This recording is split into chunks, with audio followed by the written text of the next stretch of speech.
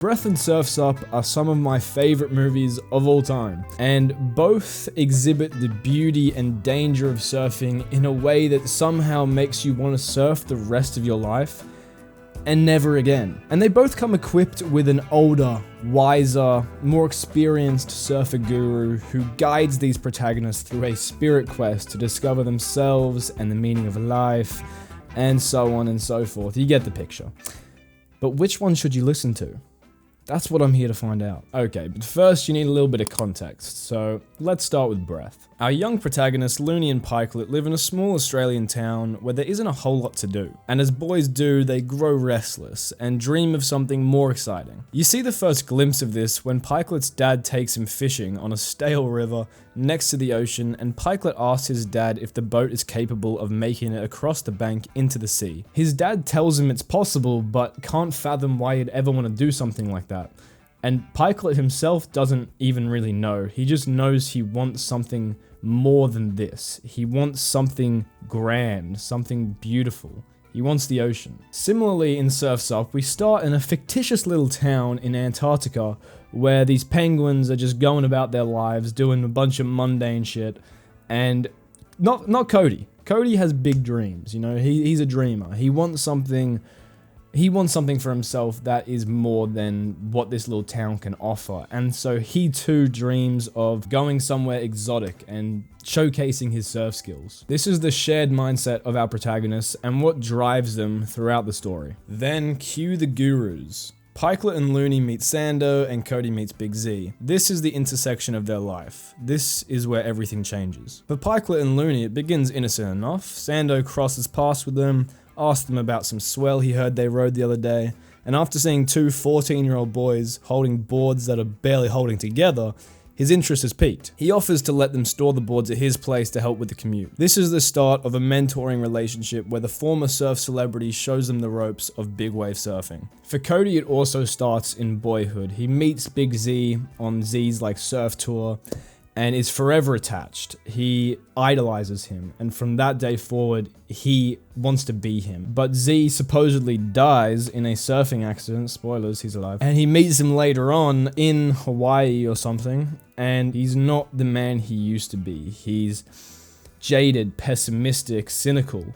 He's a shell of his former self. What about never give up? What about find a way?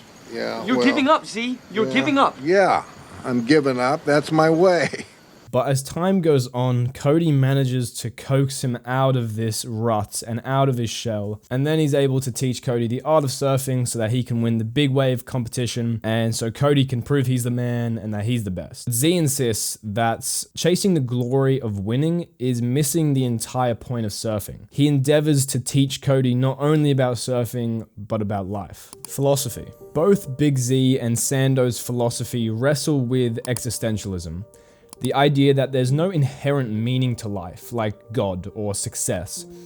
It's that we create meaning in our life through actions, through choices, and through values. Similarly, both Big Z and Sando don't believe there's any real meaning in things like fame, money. This is Jill. This is my lady Amy. Little Susie. Things that most people strive for and ascribe the highest value to, they see as empty and meaningless. For Sando and Big Z, the only place you can find purpose and fulfillment is in the present moment, through experience. But this is where their philosophies diverge. For Sando, the surf is a means to an end. It's a way of accessing fear and conquering it. He will risk his life trying to push himself past what he thinks is possible in order to come out the other side having touched the hand of God. Everything else to him, sport and recreation. On the other hand, Big Z believes in being one with the ocean. Long, slow, smooth. Like making the board. There you go. Z has a deep respect for the ocean. He doesn't believe in conquering it. I mean, how could you? For him, the ocean is a force of nature and it bends to no man. Sando doesn't share this belief, and you can see this in the way he prepares for big wave surfing. He plans for it, he strategizes, he gets it down to a science that he can control. Verdict. So who's right? Which philosophy should you take on if you wish to take on any at all? I can't tell you that. Yeah, sorry.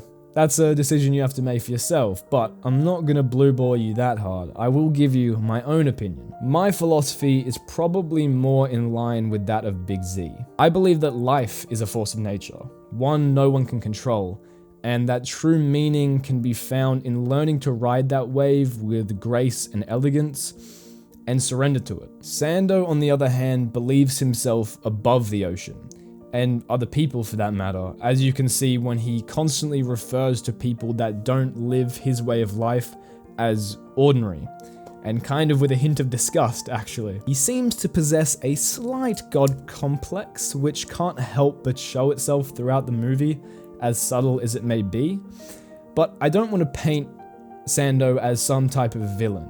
He's not, far from it actually.